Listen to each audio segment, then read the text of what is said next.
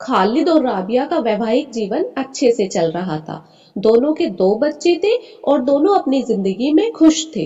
लेकिन राबिया को लगता था कि खालिद को सऊदी चले जाना चाहिए, जिससे घर में जो पैसे की थोड़ी बहुत तंगी है वो खत्म हो जाए और वो दोनों अपने बच्चों की अच्छी परवरिश कर सके।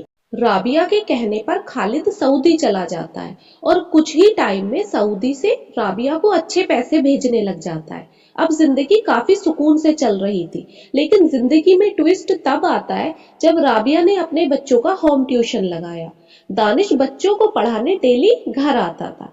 धीरे धीरे राबिया और दानिश में नजदीकियां बढ़ने लग गई और दोनों में नाजायज संबंध बन गए। ये नाजायज संबंध कई सालों तक चले। दानिश को राबिया से अच्छा पैसा मिलता और साथ ही साथ उसकी शारीरिक जरूरत भी पूरी हो रही थी।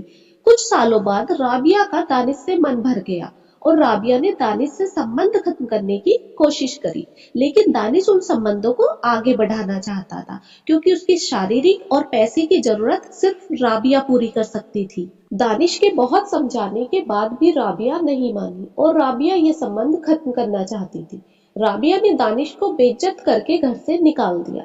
दानिश अपनी बेइज्जती का बदला लेना चाहता था और बस उसी फिराक में लग गया। एक दिन राबिया के दोनों बच्चे स्कूल से आते वक्त दानिश को दिख गए। दानिश ने कुछ बहाना बनाकर दोनों बच्चों को अपनी कार में बैठा लिया। चूंकि बच्चे दानिश को अच्छे से जानते थे, इसलिए दानिश की कार में बहुत आसानी से बैठ गए। दानिश दोनों बच्चों को एक सुनसान जगह लेके गया और दोनों बच्चों को गला दबाकर मार दिया। राबिया की गलती की सजा उसके दोनों बच्चों को भुगतनी पड़ी। अब राबिया के पास ना तो उसके बच्चे हैं, ना उसका पति। ऐसी ही बेखबर खबरों को सुनने के लिए मेरे चैनल को सब्सक्राइब करें।